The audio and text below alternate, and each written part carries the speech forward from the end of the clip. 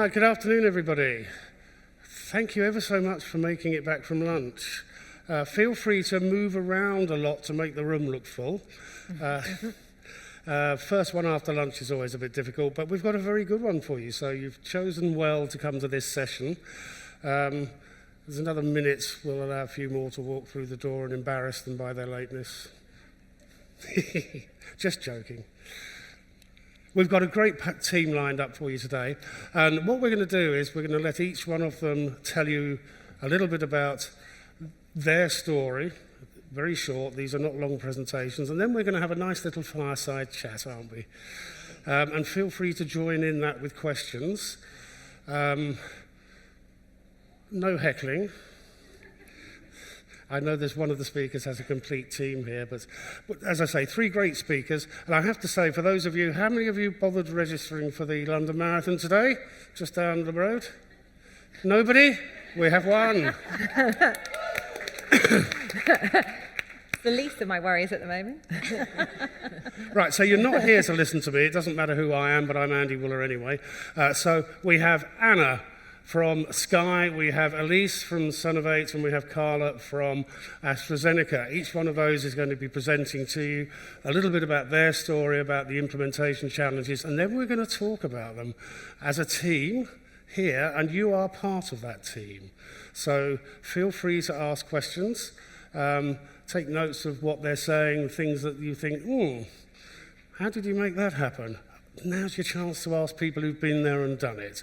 So, big hand for our panel today, and we're going to start off with Anna. Thank you. Okay. Oh, got a nice Barbie slide for you to start with. So I'm Anna Johnston. I'm Group Head of Learning and Careers at Sky. Hopefully we've got some Sky customers in the room, but just in case, I know there are lots of people coming from over Europe as well. I'll just give you a quick overview of who Sky are before we start. So Sky is Europe's largest media entertainment company, and in 2019 we became part of the Comcast group. We have a presence in 6 different European markets, and we've got over 35,000 colleagues.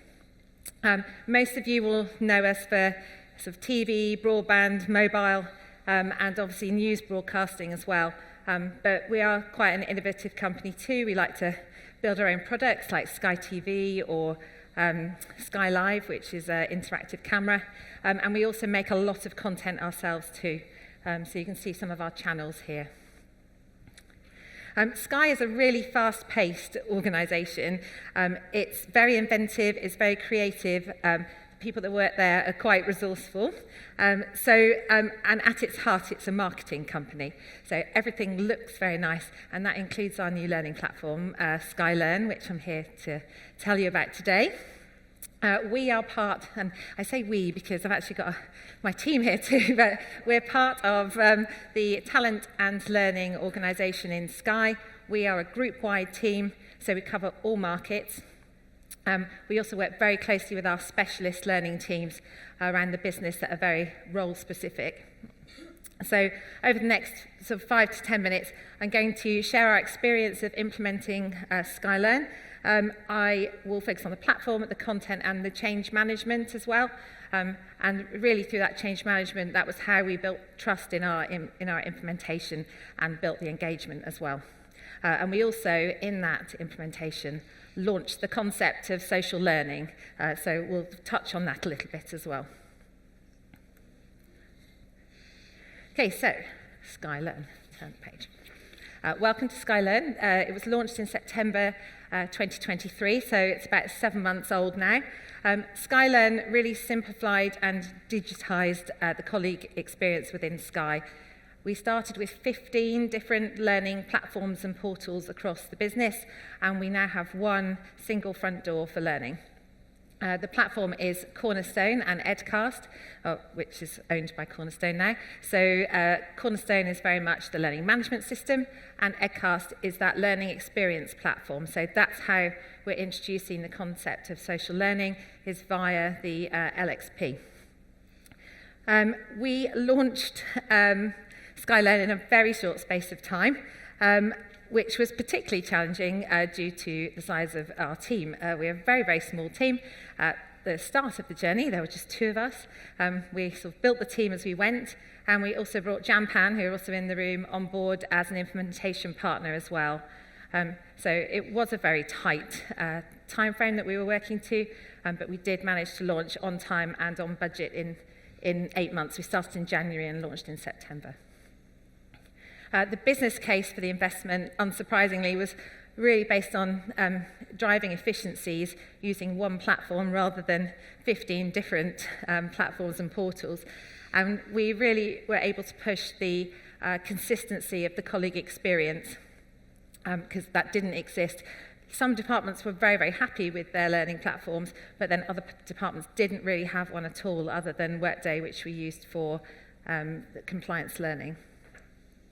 So looking back at our implementation, we were reflecting on some key learnings. So I've got 3 for you. We started with targeted launches. So we launched to smaller parts of the business on our way to launching in September. So that really, for us, felt like we de-risked the main launch. So that's certainly something we do again. Make sure you invest in the right platform for your business. I said that Sky's a marketing company and things need to look right.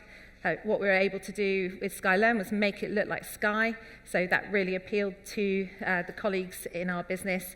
We're really, really keen to have a consumer-grade learning experience for our colleagues. They're used to using social platforms outside of work, so we wanted them to experience that in work too. And finally, you always need more people than you think you do. And it's certainly good to have a few more in place before you start. So, right, we'll move on to content. So obviously you can't have a platform without content.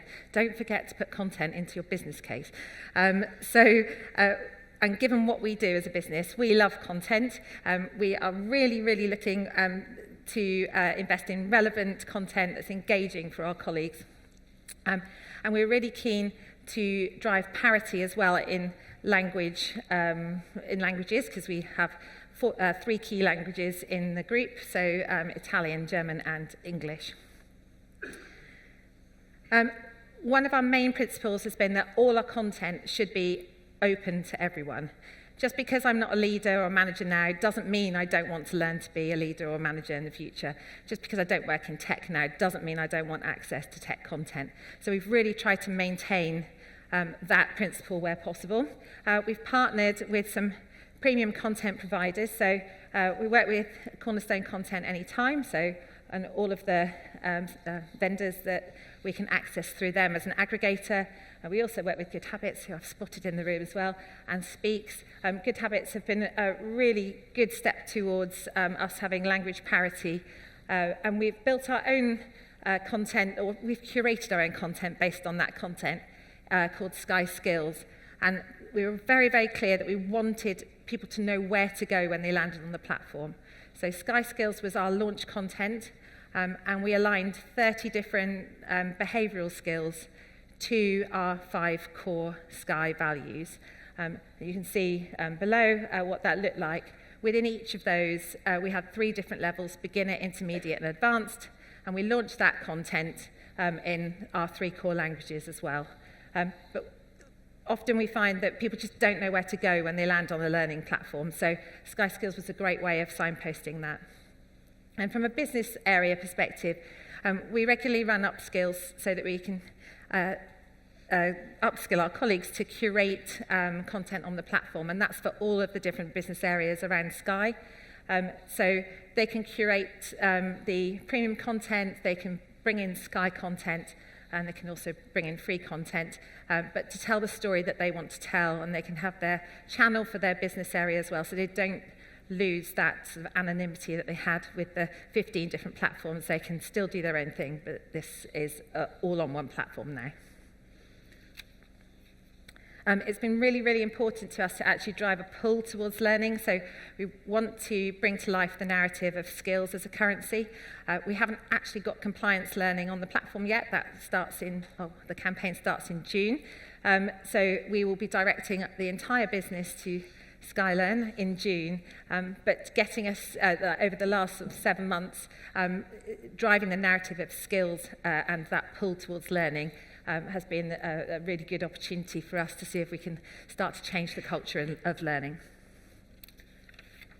Okay, so our top 3 things on here were that Sky Skills really helped. It was really good to have clear signposting. Make your content available to everyone if you can. It helps people explore the platform. And finally, make sure you continually evolve your content. We often talk about the platform is the fridge and the content's the food. We have to keep replenishing the food, otherwise people won't bother coming back to it. And the third thing is change management and our comms campaign when we launched. So effective change management was absolutely key in the success of the platform. As I mentioned, some of the business areas really liked the platforms that they had. So bringing them on this journey was a big challenge. We had to sort of drive trust in our vision that this would be a great overall colleague experience for Sky. Alongside our normal project governance, we ran a business sponsorship group. So that was effectively a steerco for change that ran alongside the implementation. And that meant that we got key leaders in the right place and we took them on the journey with us. We also worked really closely with our people partners. This was an infographic that the people partners used. It really summarises what SkyLearn does and brings to life the social learning element of the platform. We also had champions around the business that we took on the journey with us, and we also did a lot of stakeholder mapping in terms of making sure that we tailored our approach to different stakeholders in the business to take them on this journey with us. I think it's probably very key to point out that the change management does not stop when the platform goes live. In fact, it didn't feel like it at the time, but getting the platform live was the easy bit. Actually getting people to keep coming back to the platform is the challenge. When we came to our launch campaign, which you can see on the right-hand side, we worked very, very closely with comms, as well as the Imagine the Possibilities launch campaign, which we had in 3 different languages. The campaign was very much based around our Sky characters, so Be More Carry was take a course in storytelling, and it linked to a pathway on the platform. We also did a lot of town hall sessions, and we found that was the most effective way of communicating with our colleagues. It was very time consuming, but we went to them, we demoed the platform, and we drove engagement in each of the business areas, and that was really where we found that we got the most value from the engagement. But we also had a big launch in Sky. Sky loves a big launch. This really helped me realise the power of one.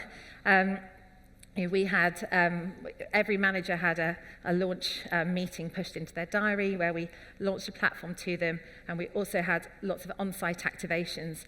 In particular, we had a sweet stall, a pick and mix, which people were very keen to come to, and that was all based on pick your suite of skills. So that drove a lot of attention too. And we also worked with comms to put a launch video together, which I'll be able to show you in 2 seconds. So from a change management perspective, don't overcomplicate the message and just repeat. This is what we're going to do, and then do it. Go where the interest lies. So go to town halls, but also if you can find launch groups that were just about to do something in this space, get them on board, because that's how we did our targeted launches. And finally, embrace those enthusiastic early adopters. They are your best friends, and they will help drive engagement with the platform for you. So, sorry, I should have said on the last one. So within 3 months of launch, talking about the launch campaign, we had 40% of colleagues in Sky who has actually engaged with the platform. So we're really pleased with that. And now we're at 57% of users who have onboarded. That's over 21,000 colleagues. But it's not just about them coming. We want to sort of see what they're doing on the platform. But we do have 6% month-on-month growth in terms of colleagues that are arriving. Most importantly, we've got 5,500 average users a month. Actually, last month we had 7,000 because we had a big push for Growth and Development Week. And across the bottom, you can see some of the stats in terms of engagement with the platform. So I think the last thing I've got to show you is the launch video, and then I'll hand over to Carla, but I'll be happy to take any questions as part of the panel. So let's hope the video works. At Sky, our people are at the very heart of what we do. We want to ensure you're growing and developing all the time, in both your current role and for future roles. That's why we're launching Sky Learn, a new platform that will house all our learning under one roof. There's content aligned to both our Sky values and skills that we need for the future. Why not take a course in strategic thinking? You could learn more about storytelling. Or perhaps you want to brush up on your presenting or Excel skills. Whatever it is, we've got you covered. You can learn in bite-sized chunks or all at once. You can learn on your laptop, phone, or tablet. You can even learn with your colleagues too. Like, share, and tag them in courses. Search by skill to discover even more. Adjust the time and content filters to find something that suits you. Tell Skylearn what skills you want to develop, and it will recommend content. Sounds good, hey? Skylearn. Imagine the possibilities.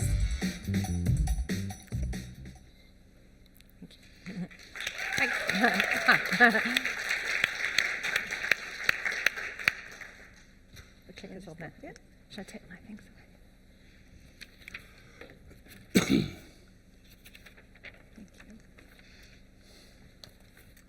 Hello, everyone. My name is Carla Quiring. I represent AstraZeneca today, and it's my good fortune to be here. I oversee the T&D Operations and Technology Solutions team at AstraZeneca, and we report into talent and development, which ultimately rolls up into global HR. I'm going to have a slightly different spin on our conversation today because we're 4 years into the journey. So instead of launch, I'm going to talk a little bit about how hard it is once you've got a commitment and an infrastructure that's in play in an organization, how you evolve it, how you innovate it, and how you still make sure that it's relevant 4 years on because of the commitments that the organization made when we made the decision to invest. So very similar to Sky, we absolutely started our journey together looking at an LXP as a front end, and we certainly looked at what content would look like as well in terms of what that needed to be from a global portfolio offering. Where I think I'm going to share a little bit of a different story is the operating model that sits behind that comes with what's required if you bring this to the organization. So let me start, if I could. I'll just move forward. For those of you that are familiar with AstraZeneca, fantastic. If you're not, I think I'll just take a moment just to give you a little bit of background around AstraZeneca and maybe a little bit of context. So we are a science-based biopharma, global in nature, as you know, and our goal is to transform the future of healthcare for people, society, and our planet. And so we have presence across many countries, over 100. We have a system, a learning portal system. Our infrastructure supports all of our employees, but also our contract base. That puts us at close to 118,000 individuals that touch our learning system and our ecosystem in the course of a year. We have strategic R&D sites. At this point, we're expanding into China. We'll soon move from 4 to 5 strategic R&D sites. And I think what's important to maybe understand from our perspective is the volume of training and learning and development and what that looks like in the organization. So on any given year, these stats, the second row, really represent last year's information. So that means we had over 5 million completions. And I know from a learning and measurement perspective, we go, Carla, I don't want to look at consumption stats. We got to get past consumption stats. We do. But when you're setting up an ecosystem, you need to know the volume of activity that's pumping through that factory every single year. So when you've got 2 million hours of learning and 5 million completions, and a large portion of that completion, over 3 million, is just for compliance and regulatory training, it's forcing us to make sure that we make the right decisions on what applications, what functionality, which partners we use to deliver this infrastructure to an organization across the globe. And so what we started on a partnership with our business. So this is not something that was an HR initiative. It was not just a T&D initiative. We've shepherded this mandate on behalf of the business.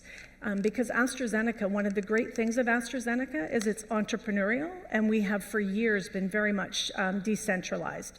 So if you can appreciate, in 2019, when we started this journey, every area of our business had their own learning team, had their own learning systems, to a volume of over 77 learning systems at the time.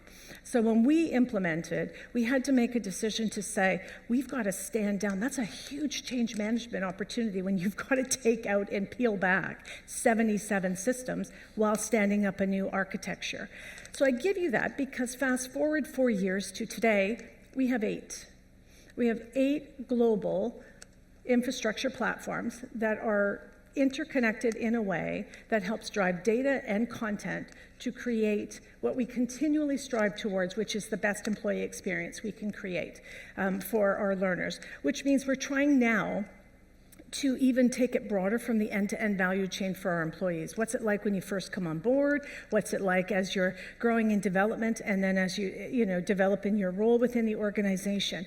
And so what we found is that the only way to get to this 8 and to get to an opportunity to decommission the number of systems that we did was we had to partner with the business.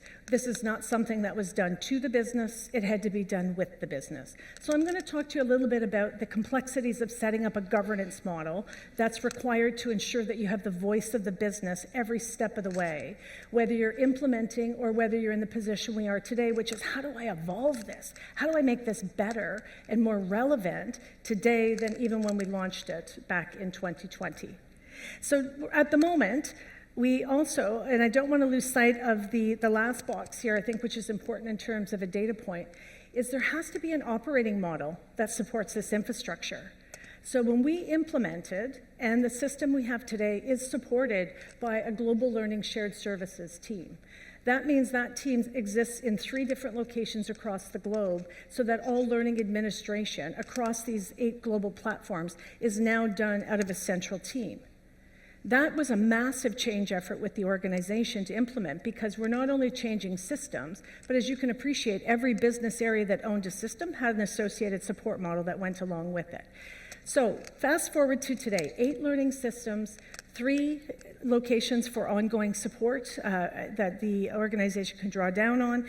I would argue that we now have an agile, omni-channel, multilingual, so we support languages, the 10 core languages of AstraZeneca, best-in-class functionality that allows every single employee, regardless of your role or career level in AstraZeneca, that you can access. And if you're a contractor or joining us a short term or for a longer term, or you're one of our preferred vendors, any of the employment relationship or involvement in partnership with our organization gives you access to our learning portal. So if I go forward then, I just wanted to say our journey hasn't ended. We might think sometimes, gosh, I got to launch. I've launched and embedded. We are now at the place where we need to expand. So the remit for global talent and development is simply this: we're not finished. We have to continue on a relentless focus to create the right environment and the right climate for learning and development for our employees to be able to grow and develop throughout their entire career with AstraZeneca. So we are committed to 4 tenets that underpin our talent and development strategy, and that is everything we do is anchored to performance. How do we help our employees continually perform? How do we help them develop the skills and capabilities? And as you can appreciate, performance is not at the global level, performance is at the local level. Right? So we have to look at what are some of the things that we will do from a center, and how do we partner with the business so that they can drive the right capabilities required both now and in the future. Our philosophy within and talent and development is also to drive towards growing our talent and connectivity of our talent across the organization, creating an adaptable and agile organization so that we can continually adapt to the changing needs of the work climate and the environment of which we work. But more importantly, and I would argue almost most importantly, it is critical that every employee can see themselves and their picture of success within AstraZeneca. So we label that as belong. We have to create boundaryless opportunities for individuals so that they can see how they can contribute both today and tomorrow within our organization. We're not there yet. We've got a long way to go, which is why when we think about, well, where did we come from to where we are today, we can get very excited by that picture, but that's just the start of the journey. Because when we started in 2019, it was disaggregated, it was decentralized, it was duplicative, and what we've done is we've moved to a current state and said we can't do everything. So what are the core and common things we're going to tackle on behalf of the organization, and how do we establish an infrastructure that will be simplified and scalable for us as we go forward? That's where we are today. Where are we going tomorrow? We don't know. It has to be innovative. It has to continue to be more interconnected, and we have to solve the skills agenda. So we have to continue to experiment. That's the piece that's slightly unknown for us, is what will that do? How does our technology infrastructure need to evolve to meet the needs of the business as we go tomorrow? And it's a little bit murky to know exactly what tomorrow will look like, but we have to build agility into our learning systems. So we're coming out of a transformation, and we're moving into a space where we've embedded and evolved. And now we're moving into the place where we're saying we need best-in-class functionality that's going to help us innovate as we go forward.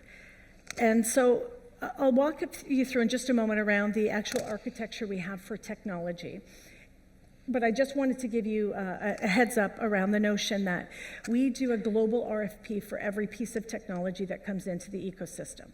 We make sure that we partner with our businesses to ensure what functionality is required, and then we implement accordingly to avoid the duplicative effort.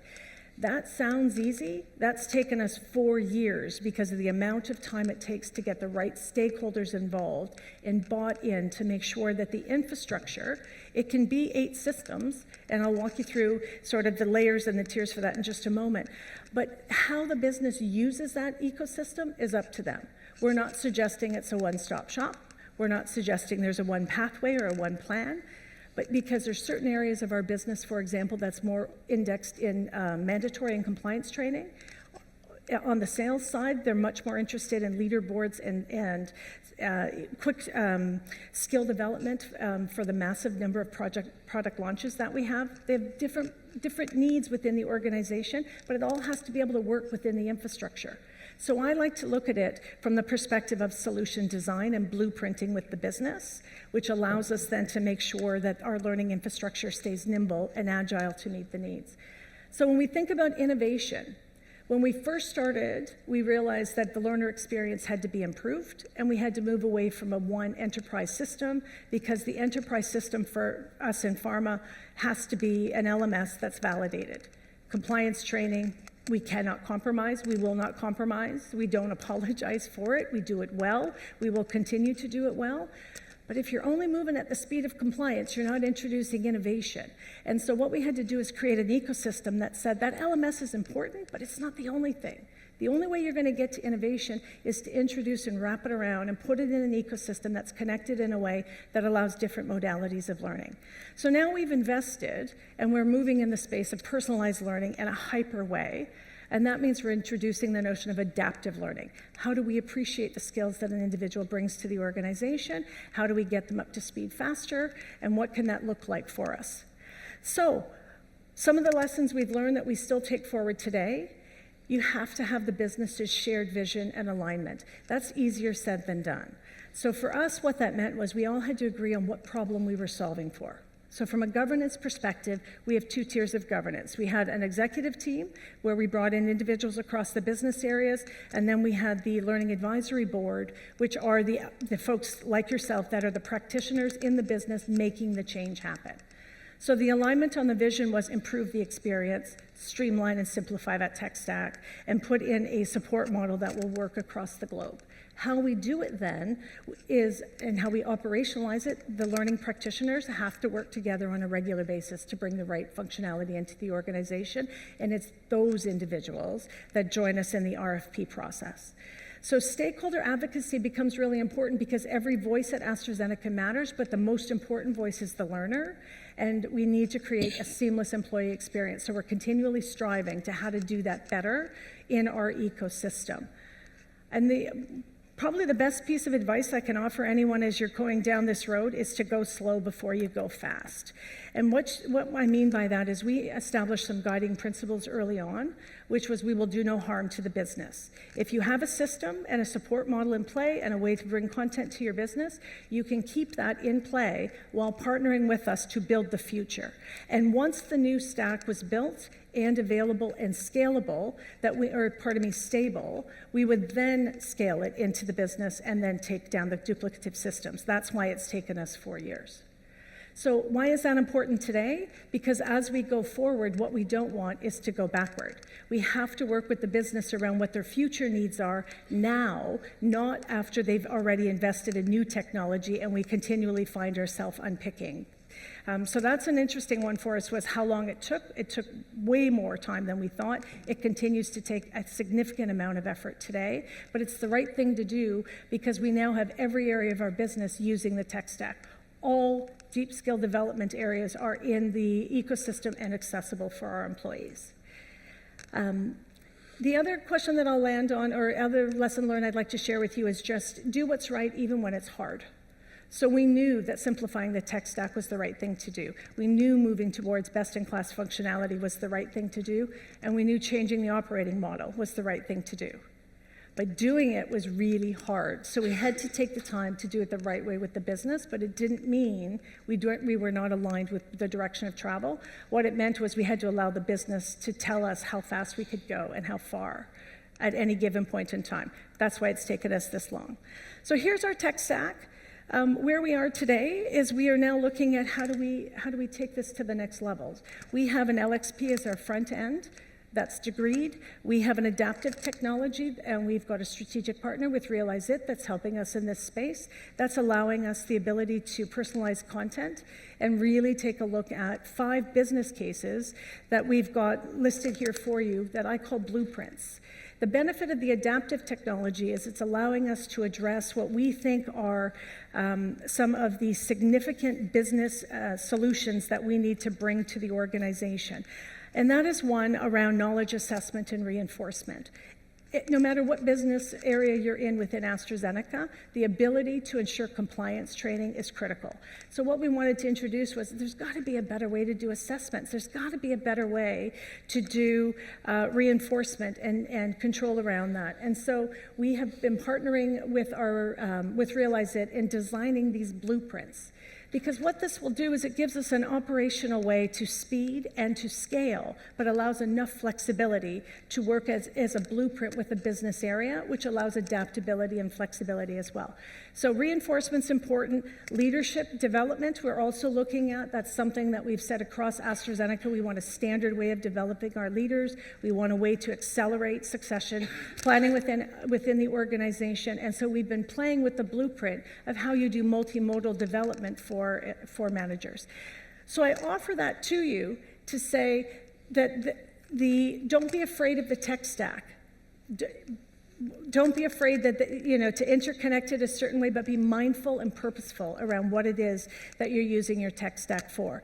So where we are is if the business says today we need to change our functionality, there's something that's missing, these are kind of 4 principles that we work within my team. And that is it has to anchor to the science of learning. It has to be good. The learning and development has to be anchored in research. We look at the business problem and say, what are we solving for that the tech stack can't answer today? Where are the gaps? Can it be modified before we actually make a change or introduce a new technology? And/or is there some interoperability we should be driving towards? Should we be working with our vendor partners who can then help us to potentially modify some of the features and functionality that we have in the stack today? And ultimately, we do not take a big bang approach for any of our implementations. It's all proof of concept with sponsored business areas. We then establish stability before we then scale out across. So our goal going forward is to continue to create additional blueprints, which give us guidelines and guardrails, but they're not so definitive that it tells every business area they have to operate the same way. We're just helping them navigate the tech stack. So you might be asking, so what was the impact of all of that? Here are some stats from last year that show where we've landed.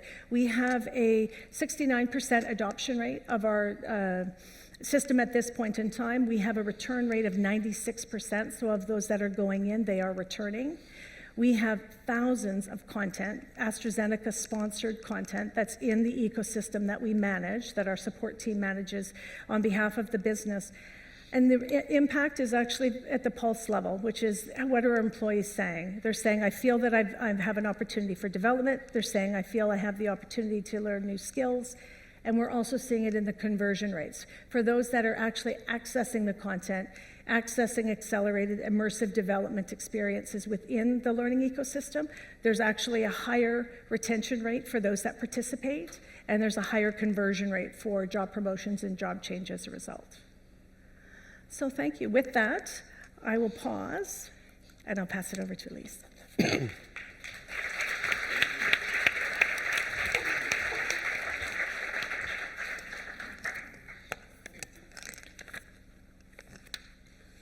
Hi everyone, I'm Elise Lockyer and I'm the Chief People Officer for Sonovate. Sonovate is the fastest scaling fintech business within the recruitment sector. We have born to disrupt the finance industry and how workers are funded within the recruitment sector. And our business is even based and built on innovation and agility. Our mission is to fund the future of work, and to date, we funded in excess of £5 billion into the recruitment sector. This is a huge milestone for us, being a really, really small business by comparison to some of the businesses that are here today. Look, I'm delighted to be here, and it's been inspiring to hear from Carla and Anna on their implementation and innovation journeys within multinational, global, multi-billion-pound organizations. But I'm flying the flag for the startup businesses today, startup to scale-up businesses. I wasn't sure whether to ask this question, because if the answer is no, I might end up just walking off stage. But by show of hands, is there anybody here today that's representing a startup or a scale-up organization? Yes! Amazing, I'm glad I asked. Okay, so look, my focus is definitely on startup scale-up environments and how do we have high impact delivery that's designed for the business and ultimately based on trust within the environments that we don't have huge budgets, we don't have huge amounts of time and resources. So I'll talk to you, especially the ones that put their hands up. For those of you who did put your hands up, or for anybody who may have worked in a startup or scale-up, anybody who does want to go and work in a startup or scale-up, you might hear this analogy. It's often like trying to change the engine at 40,000 feet. And it definitely feels like that at times. You're built and designed right at the beginning to just prove out the viability of your business. You're there to just create a minimal viable product. And once that MVP has been launched and is in place, it's all about how do you demonstrate that there's multiples of growth, month on month, year on year. It's busy.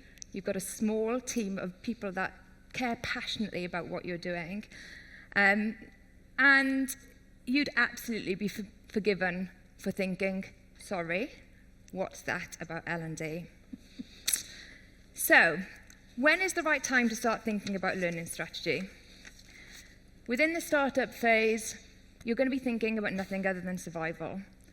But once you've proved out your concept and you're beginning to demonstrate the return on investment in terms of the multiples of growth, month on month, year on year, you're going to be truly entering into the scale-up phase.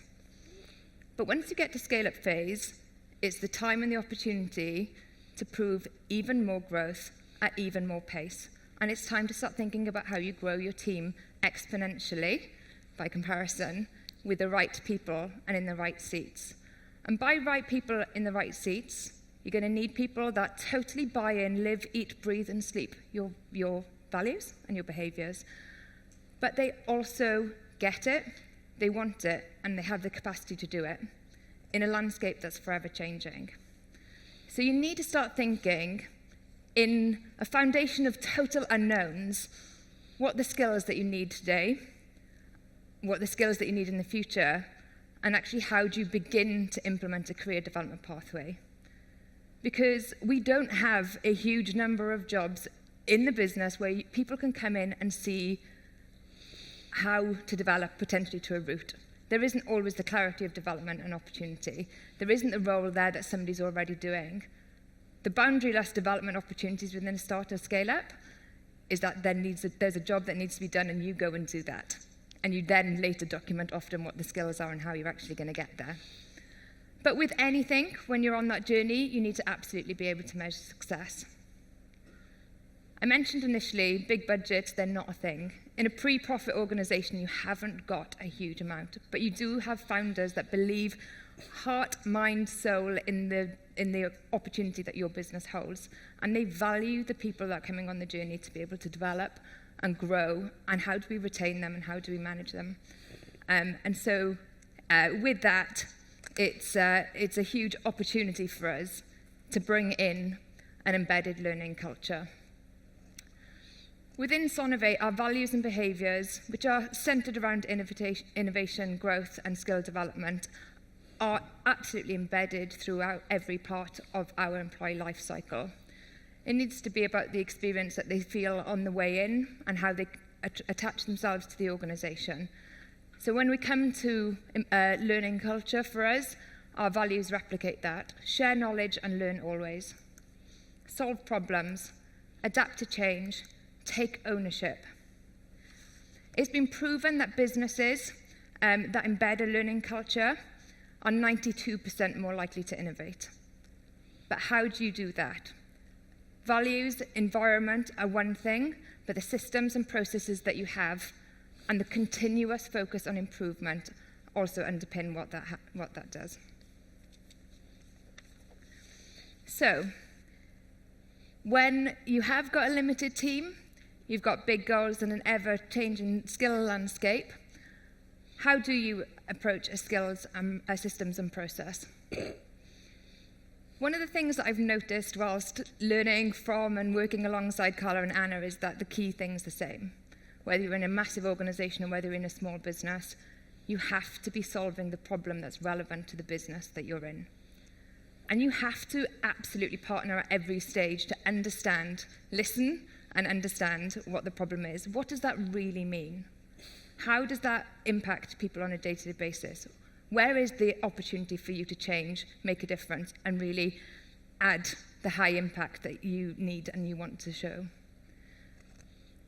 For us, the problem to solve, there was a really, really minimal RFP process.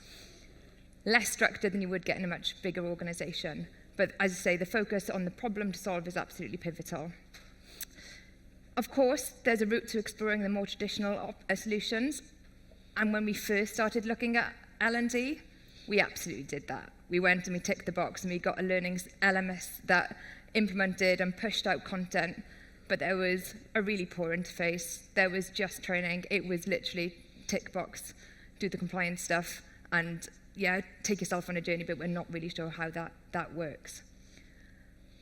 When we considered the more challenger technologies that are available, those challenger technologies were offering a much more user experience basis, that when we looked at how we then implemented our employee experience journey across the organisation, and we considered how we take people on a journey in terms of the development opportunity, we really focused on the solutions that could add the most value. Having working groups, and it's been mentioned, but it is just pivotal at every level. There is absolutely no way we could have selected well, we might have done, but it was much more valuable being able to solve the problem with a working group there, giving you feedback and giving you insight into what mattered to them most. And the beauty of having that working group is that they could trial the top 2 to 3 systems that we selected as being potentially the right solutions for us. And then they translated into super users across the organisation. They came on the journey with us. And your role in really implementing the right systems is taking your business on a journey, talking about it upfront, painting the picture, checking in on milestones and communicating every step of the way, so that when you do get to a big, beautiful launch like Anna's talked to us about today, that they're already engaged with the journey, they're already understanding why it's important and why it matters to them. So for us, the implementation phase was absolutely critical to have those super users across the organization. It's very much a top-down approach here, and the final bit being measurement. Whatever the size of your organization, your business is investing in its people. And your people will tell you yourself, you want to do a good job regardless of what the business does. You want to feel the impact and the value that you add to the business. And so it's really important to measure everything and then continue to iterate, develop and evolve once the implementation has been done. So for Sonovate, we needed a system that truly reflected us as a business. We needed something that was agile, that was integrated, and that was embedded. We're a business that has put in an MVP, and then we have taken steps to iteratively develop that product. So anybody that's aware of a technology sprint will know that they go on for 2 weeks. And that means every 2 weeks you could have technology solutions that are evolving and developing.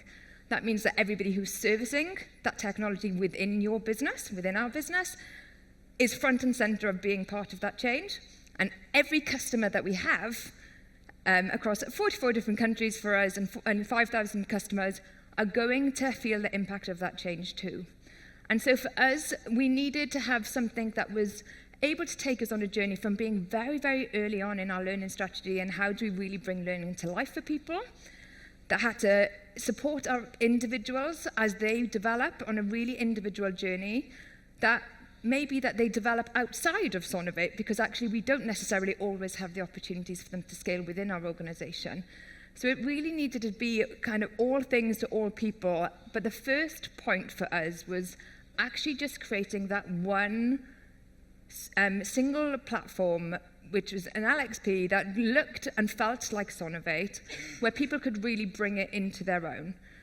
They could download with the integrations within How Now, which is the system we decided to embed. They could integrate with all of the software solutions that they'd already had. So whether they'd drafted a training or a guidance or something on a suite in Office, or whether they'd done it in Jira, they had the ability to bring it into this one solution. That meant that across our organization, people had the opportunity to search for that. And it opened up and took away from the silos, which even within a small organization, we absolutely sorely felt. But it also meant that then we could utilize our people's brains. With the ongoing development and changes in our business, we needed people to be on the pulse. We needed our learning team of one, but learning to be part of the project teams that were delivering day in, day out, and week in, week out. So every time that the technology was being launched, within the project team that was delivering that each quarter, we needed people there to take ownership for how that was being documented, how that was being trained, how that was being shared, how we were bringing people on the journey. And how now a startup business that is, again, one of the challenger technologies that has come on the journey has been perfect for us in terms of how we can do all of these things in a really kind of people-first way that we can demonstrate the skills and experience. So whilst we're not all singing or dancing, we've got a definite commitment to learning. We really put our people first, and it's really about how do you bring your best self. So how do we celebrate individuals in the skills and the superpowers that they have? How do we create an environment that they can come in and be brilliant? And some of the metrics that we've been able to share, which again, within our business, I'm super proud. We've got 100% adoption across the business. In the last 6 months, we've had 1,746 bits of content and over 10,500 content views. What this has meant, more specifically, is that the career development framework that we embedded in terms of our whole people strategy, we've created the opportunity for people to see and recognize the skills that they need to develop, to come on the journey, and we've had plus 40% promotions within the organization on a year-on-year basis. That has transitioned to the retention rate within the organization being 11.8%. It means that whilst we're really keen on individuals coming and being their best self, they don't always have to leave to go to the next opportunity. We can retain them and we can build and we can grow from that. Our average tenure has increased by 10 months. And as I said, the values and the behaviours, they're really, really critical, and they are absolutely embedded in Sonovate. And for us, one of our values, share knowledge and learn always, has had 696 high fives in terms of, yes, well done, you've done something, thank you for sharing knowledge and helping me learn. POS score, which also Carla touched on, is a measure that we look at leadership level. I report on that on a weekly basis. We look at the trend, we understand, and I can go down to an individual level as to why someone might have dropped. But our average POS score has increased by 0.4, and that's a huge. So our average POS score now sits at 4.2 out of 5. And it's something I'm super proud of. And look, we've got a long way to go. I don't think you'll ever be finished, and that's something that we've talked about quite a lot today in terms of your learning solution. And as the world continues to rapidly grow, your systems, your implementation, you need to keep working on them, keep evolving, and be at the forefront of driving success. And that's it from me.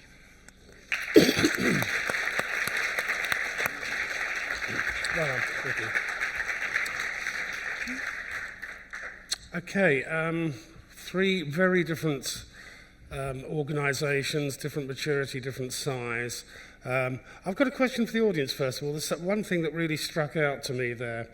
The original brief on here includes the words built on trust. Now, when you've got 68 existing systems you're trying to get rid of, I think that there's a question coming for that. How many of you are in a similar situation where you think, you know, one LMS isn't enough, I must have about 10 or 15 of the damn things, and you want to try and reduce that number?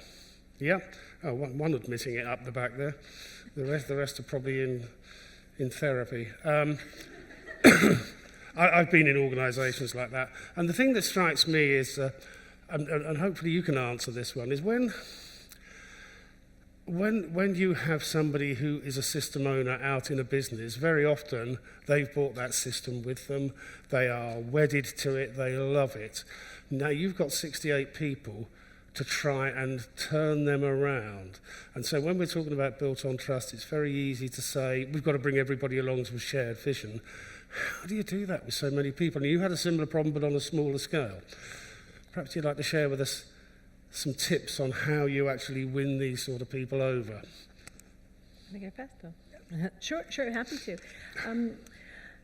What I would tell you is, if you show up from Global here to help, you will have a closed door presented to you. So what we needed to do was to actually sit down with every one of the learning teams and explain to them why AstraZeneca is on this journey for a learning transformation. So we didn't start with, here's the impact to you, here's what's coming down, here's all of that. We actually went to every learning team and said, this is the direction of travel. When we think about the need for upskilling, rapid reskilling, and staying current with the growth trajectory of the organization that we've got in front of us, how will we do that? How will we help people be current today and tomorrow? So we had to start with the story, we had to start with the vision, and then we had to ask them to say, there is a direction of travel, but the timeline to get there is up for debate and for conversation. And before we get there, we'll also do a full fit gap analysis between what you have today and what we're proposing for tomorrow. And where there's a fit gap and a justified need to have a differentiated offering, we entertained it. And what we said to them was, then we need you to be involved with us to help structure bringing that functionality into the ecosystem over time, such that once it's in and up, we then have a handshake to say it's time to take down. And so that meant if you had a local system that had a unique and differentiated offering, part of that effort would be, if we decided it was a true gap, we would do a RFP, a global RFP. If that vendor qualified, which in some cases we would look at. So we didn't, and for us that meant it had to be global in scale. It had to be able to say if that was such best-in-class functionality, because we had a few design principles. One was we are only going to bring in best-in-class functionality, and so if the business needs it, we'll go out and find the vendor that has the right functionality and then integrate it into the organization. And if a local market had the best-in-class vendor that they were working with, they'd be invited into the RFP and had full reign to be able to contribute in that process. If they didn't, because for whatever reason couldn't handle China, couldn't go in other areas, We still worked with the business to say you get to keep that solution, but you need to work with us on building what would be an acceptable alternative that can be globally scaled and core and common and made available across the organization. That's why it took us over 4 years, because we've said we need to pilot it, we need to put it in, we need your involvement to scale it, we need to run parallel runs with your existing technology, and once we've proved and established trust, which then it gave us license to say it's now time to take down the duplicative technology. It took, we thought we would do this in a year, and we thought we would do this in 12 project teams across the business areas. One project team turned into almost 24 project teams when you started breaking it down in a market, because every region, every country wanted a voice. The next thing you know, we had 48 project teams we had to manage.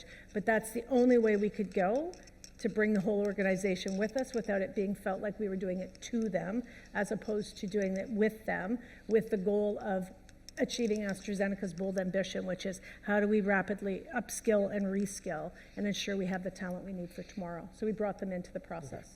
You got anything to add to that, Anna?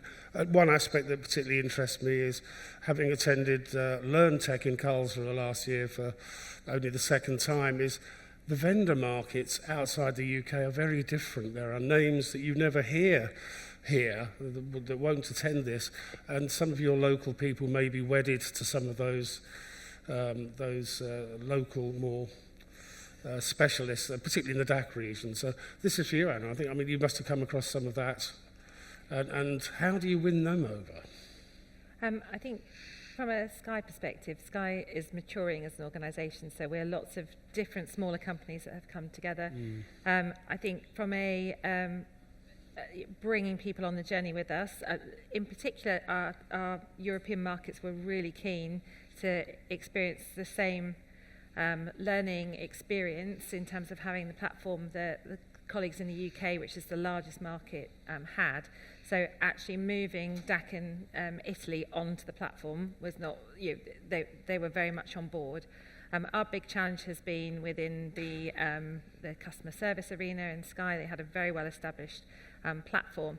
But I think we really sold the vision that this was one experience for everyone in Sky, and we had gaps in Sky where people didn't have this type of experience.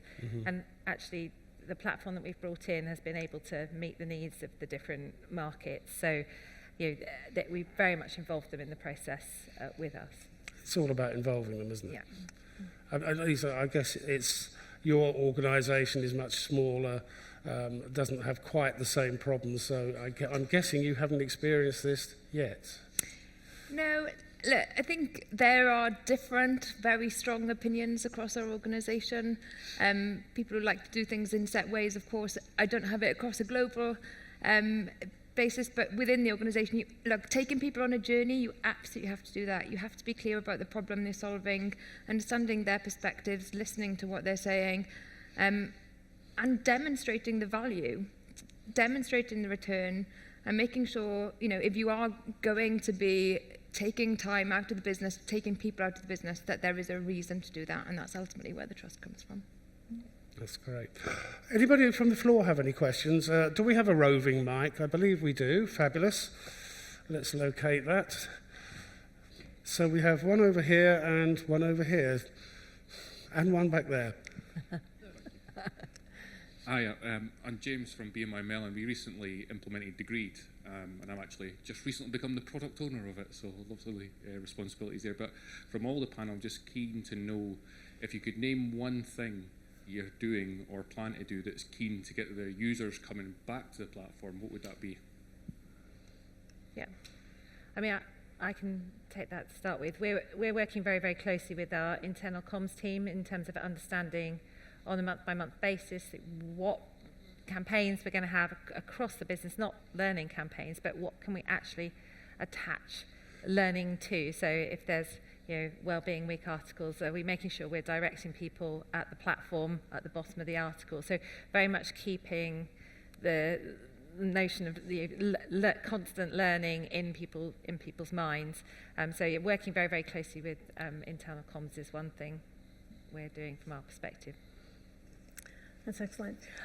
From Our perspective, it's hyper-personalization. The system has to know you. If you come in, it needs to know what your interests are, what skills you're looking to do, and it has to adapt to be able to, make recommendations for you in a way that's relevant and timely. And for us, one of the biggest challenges we had when we put Degreed in, because we used it as a portal as well for, we had many, many different systems, as you know. We went from everything being all over the place to everything in one place where you still couldn't find anything, because you'd go in, it was like swimming the Indian Ocean looking for land, right? Because you're just like, there's so much content now, how do I find this? So the personalization is really clear. Folks want to be able to go in, and they want the system to be smart enough to remember when they were in before, acknowledge, sort of their skill set that they have, recognize if somebody's selected, this is what I'd like to learn, proper recommendations, targeted recommendations. So there's a whole then strategy that goes around how you tag your content to drive that. But that's what the learner's looking for to get them to come back. That's been our experience. And we've run a couple of external UX experiments with our learners. We've put them through a 1 hour, let's sort of collect deep research around your experience, and it comes back time and time again. Content needs to be relevant, easy for me to find in the format that I want. The system needs to know me. I 100% agree with both of the points that Carla and Anna have made. For us, it's about embedding two things, really. One, embedding learning as part of our quarterly rocks. So we have company-wide quarterly rocks that then we have cross-functional teams that deliver against those quarter on quarter.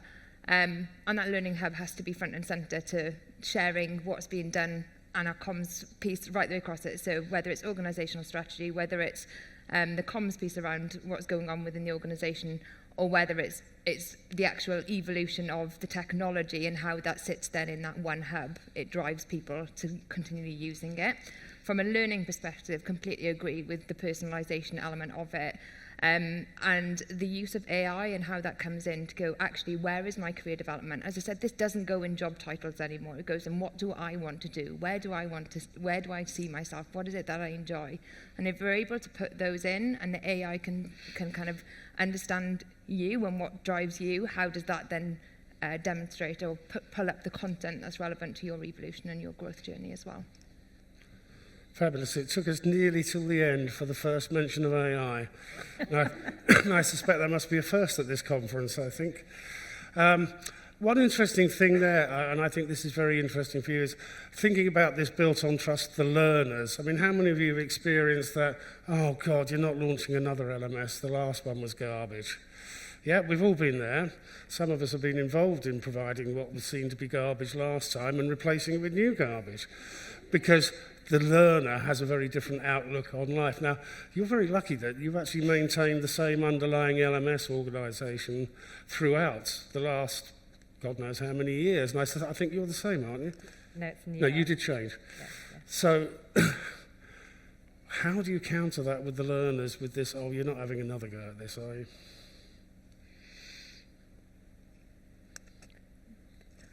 Do you want me to take that one? Either of you, if you have an answer, yes, I'm sure. The LMS has to be the foundation and the bedrock of what we do. Compliance training, staying compliant, making sure folks have what they need to do their job is absolutely critical. But individuals are more than mandatory training. They're more than compliance. Mm-hmm. They're more complex. So the ability for an individual to go in our humble opinion, is the fact that we're looking at how do you bring the best that you can to your job today and tomorrow. We have to make it easy when you come into the learning system to find what's required. That's the LMS. And what we've done is we've cleaned the architecture up and said only put compliance and mandatory training in the LMS. Don't make it sing and dance and do stuff it wasn't designed to do. Make it do what it does well, which is protect our license to operate, keep our validated training there, keep our training records there, but connect it with an individual's personal and professional development and deep skill development required for their technical skills potentially within the organization as well. So we built the LMS into the ecosystem to allow for innovation and other ways that individuals can bring in more than just the compliance training. And the evolution we're on in compliance training now is to find a different way to do it than read and sign, to move away from just SOPs or standard operating practices and look at how you actually learn the right way. So one of the evolutions that we're moving towards is how do you start to introduce good learning standards around compliance training? We've got to clean up the quality of the training. The LMS isn't the problem, it's actually the content. And so we needed to create the ecosystem so folks could see that they're honored beyond just the compliance part of their role. Anything to add to that, Anna? No, I mean, that, maybe one of the teams do, but I've only been in Sky a couple of years. I certainly didn't experience a vibe of fatigue. Quite the opposite. In fact, people were really excited by the new platform and certainly the new social learning element of the platform. Cool. We had a question over here, gentlemen. Oh, you have the mic already. Thank you.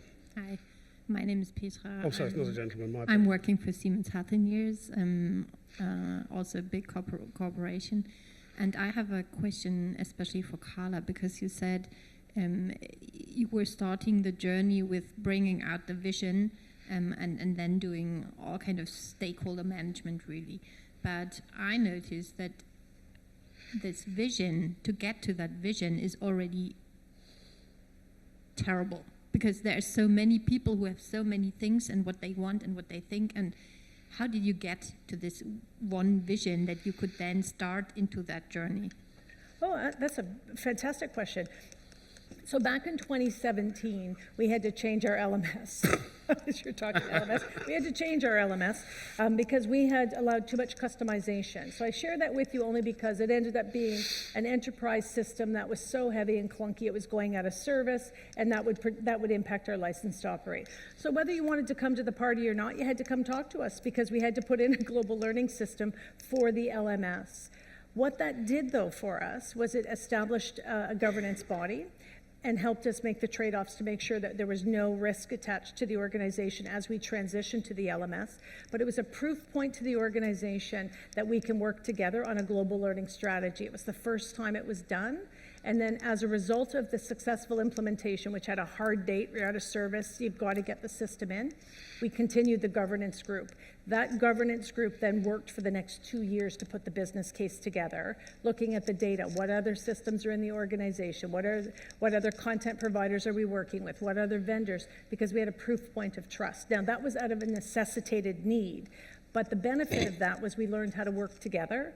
And then that governance group to help establish the business case, the data behind the justification to make a change, and helped us define that vision. And then once that was taken and decided by the executive team, it was then left to all the folks that know how to operate best to figure out how to unpick everything and stand it up the right way. But it required a collaboration of the governance group to actually get to the vision. That's a great question. Any other observations on that one? No? We had another question in the centre here. 2 questions from the centre here. Sorry, Becky, run. Hiya. So I run a startup in L&D for legal and compliance. And Carla, you had a really interesting point. You mentioned adaptive learning in appreciating what skills someone brings to the table. But my question is, how exactly do you identify the skills they already bring to the table? Oh, that's great. So there's a number of ways. Where we're experimenting and have had success has been at a knowledge level. So we've started first with what knowledge do you already have based on the experiences that you've had. And it's largely around, I think I had shared one of the blueprints was assessment and reinforcement. For us, that meant creating content that allowed us to really give an individual an opportunity to go in and answer a set of questions to determine do they really have the knowledge at the proficiency level required. And if it did, you went down route A. If it didn't, you went down route B. So for example, we do code of conduct training every single year, and then you can just imagine if you're 18 years like I am with the organization, that's a lot of time to go through code of conduct training year on year. So it was kind of nice to actually get to the place where you answer a set of questions, and if you answer them correctly, you get the short route. because we don't have to take you back through content you've already known. Now, that required an orchestration of a blueprint, because that's not easy to do. You've got to unpick really detailed questions. You've got to be really clear around expectations, around proficiencies, et cetera. But the benefit to the business is save time and efficiency. So that's what our strategic partner helped us to do, is to figure out, how do you do determined knowledge the right way? Now we're investing in going, well, okay, well, beyond knowledge, what about behaviors? What can we, how do we see if someone's changed their behavior? So we have a need in our commercial business to look at the fact that we've got sales folks that managers can't attend. We're just not in the environment for people to do that. So we've introduced a video assessment now, where individuals can video themselves doing an interaction, and a manager or someone else can then assess. So we're still unpicking this within the organization, but we started with what we knew needed to happen first, which is, how do we build confidence that someone can do their job? How do we test that knowledge? How do we make sure they've retained that knowledge and capability, which is reinforcement?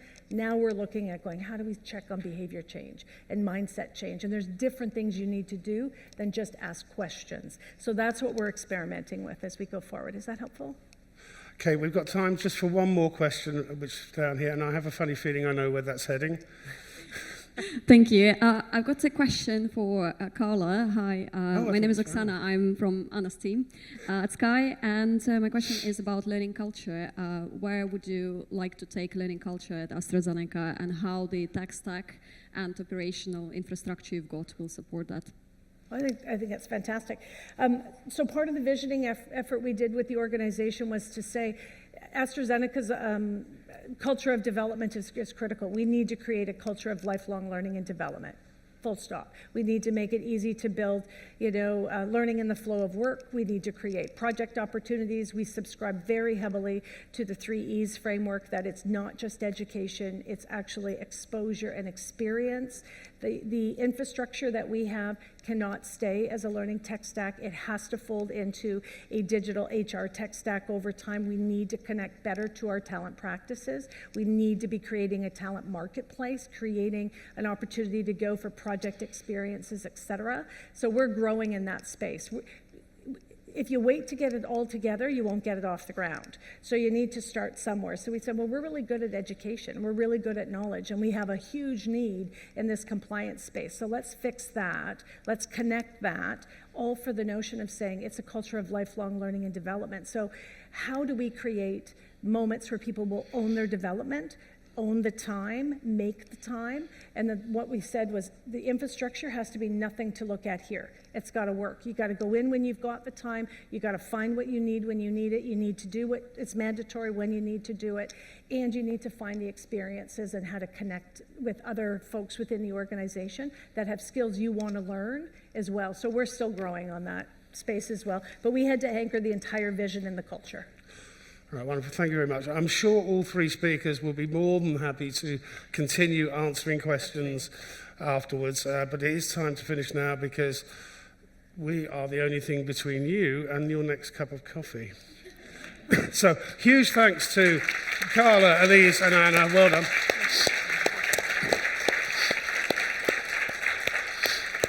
And if I can do one quick plug, if you haven't decided on which session to go to next, the final one of the day, please come to mine in room 5, where I'll be talking about Ukraine. Thank